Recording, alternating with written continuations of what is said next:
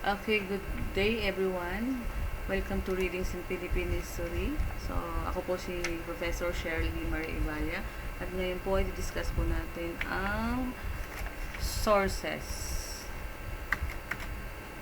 Okay, so ano nga ba ang sources or historical source? So, these are materials that contains historical information or information about significant events from the past. Basically, sources are classified into two. We have primary and secondary sources. So, what is the distinction between primary and secondary source?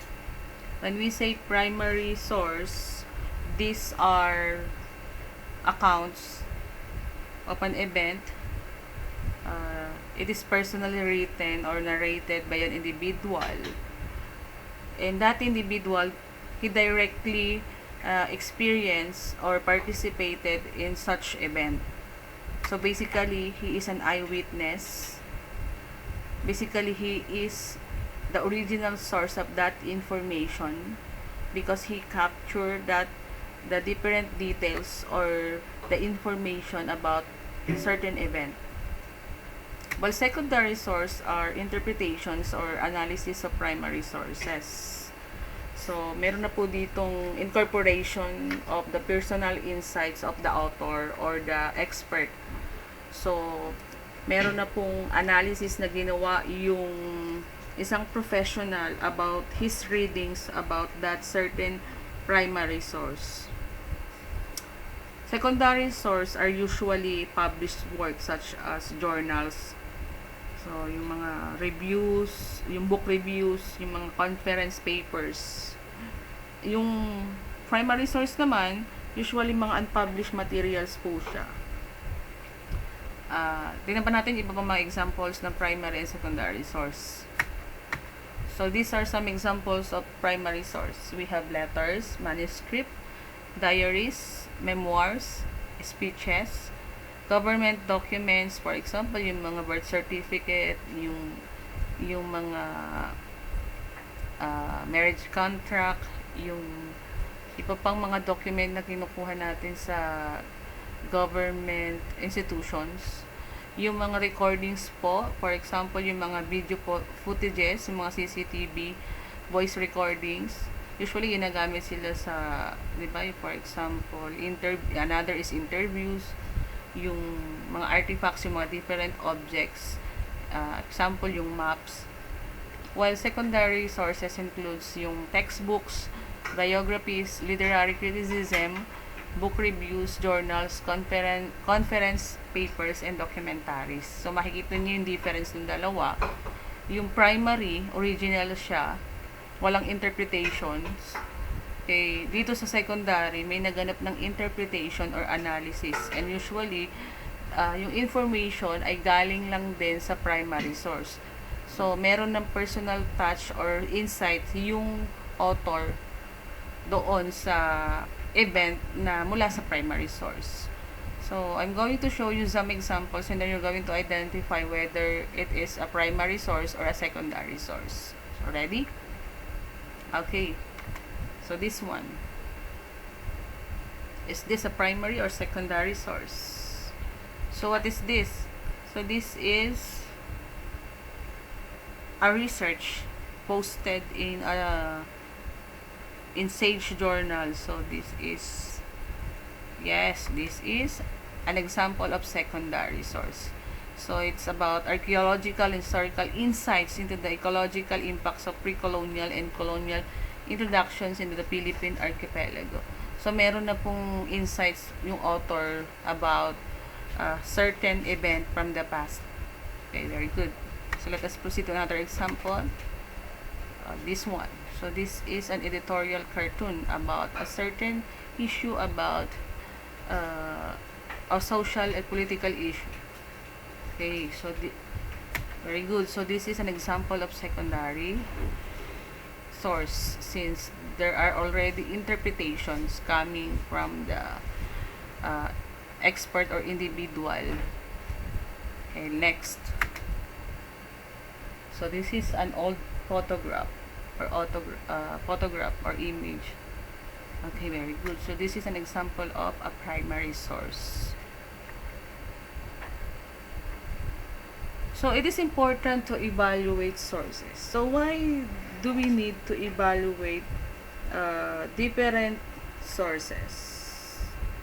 Do you have any idea why we need to evaluate sources? So as we all know, both primary and secondary sources are useful in writing and learning history.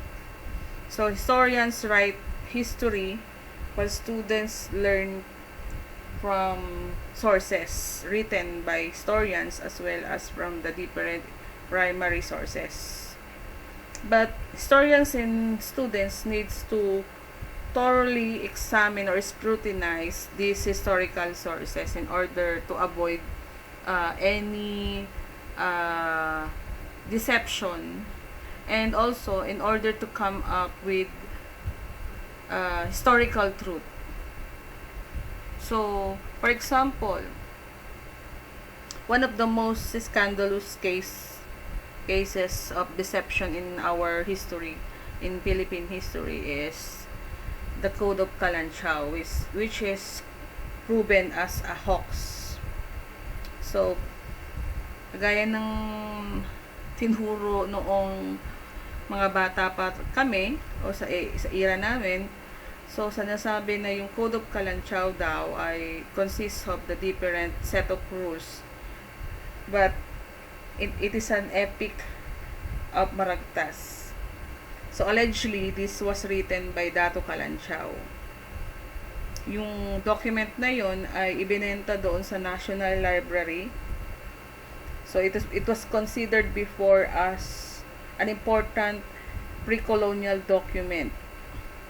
So until when William Henry Scott, an American historian, in 1968 debunked the authenticity of this document or the code. So Scott saw the anachronism and lack of evidence to prove that Code of Kalanchaw really existed in pre-colonial Philippine society.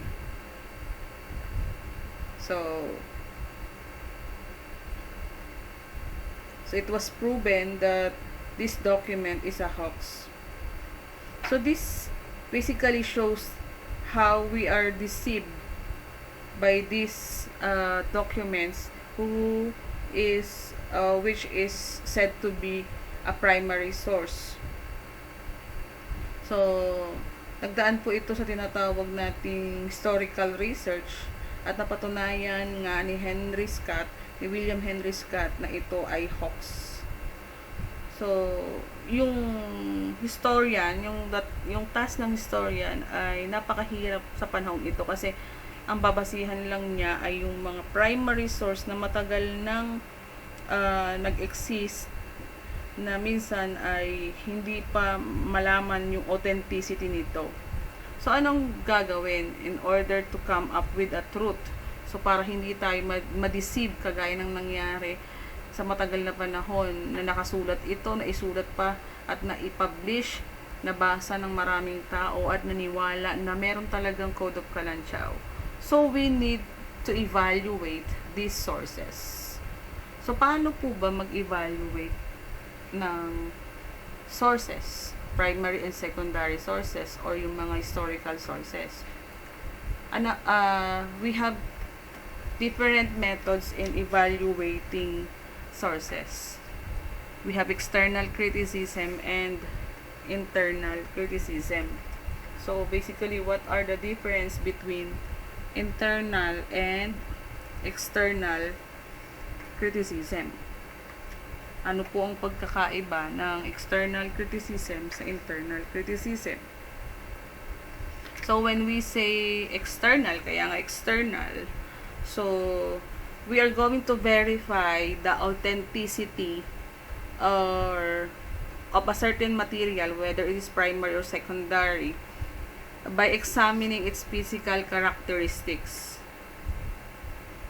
the consistency with the historical characteristics of the time when it was produced, and the material used for used for the evidence. For example, we will examine the quality of the paper, yung type ng ink na ginamit, yung language and words used in the material. So, for example,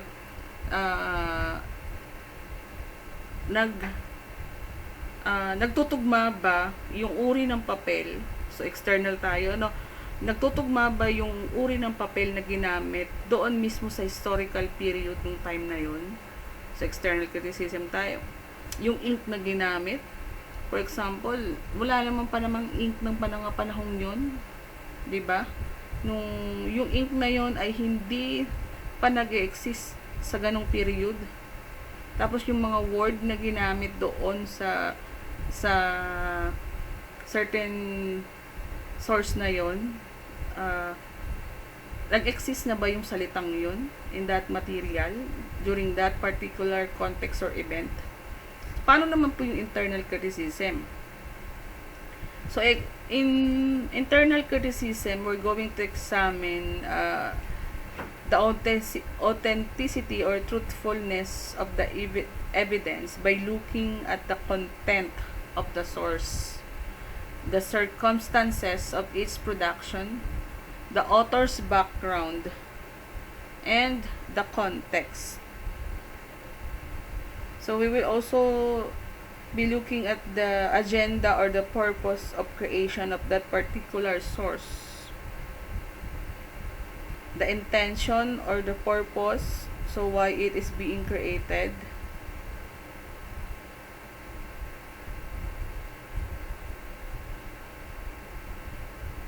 Okay, so these are examples or ways on how to evaluate primary and secondary source. So, meron pa po isang paraan on how to evaluate primary and secondary source. Another is the OPVL method, or the origin, purpose, value, and limitation. So, ano po ba itong OPVL na ito? So, it is a guide for evaluating primary source or original source document. Paano po ba ito? Okay, so sa O or origin, so ang question na dapat masagot dito ay, in order to analyze a certain source, we must first know who created that document, or who is the author. So meron mo tinatawag na tayo na background of the author. So, yun, who is the author. So, magkakaroon po tayo ng background ng author kung siya ba ay reliable source of information. Another is when was it created.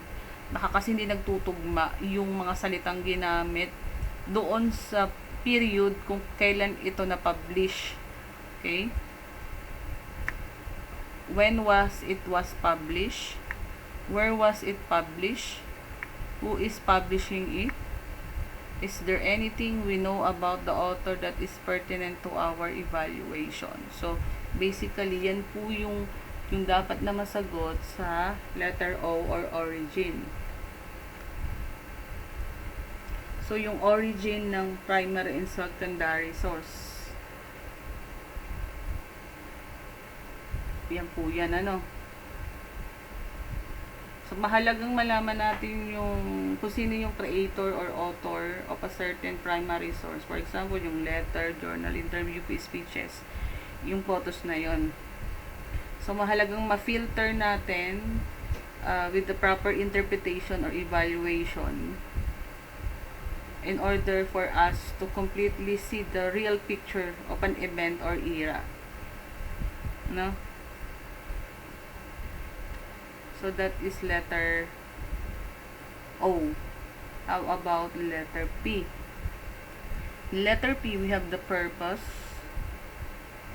So, in this point, we're going to start the real evaluation of the piece and try to figure out what is the purpose of the creation of that certain source?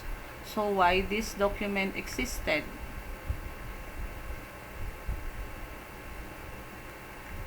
Why did the author create this piece of work?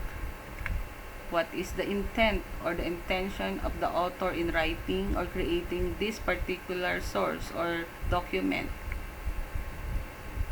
Why did the author choose this particular format? Who is the intended audience? Who was the author thinking would receive this? What does the document say? Can you tell more than is on the surface? So that are the questions that need to be answered in letter P, or purpose. And in letter B, so this part is medyo mas mahirap po ito. So what can we tell about the author from the piece? What can we tell about the time period from the piece? So basically here, alamin na po natin yung context. Ano pa yung context nung naisulat po o nagawa itong particular na document na ito.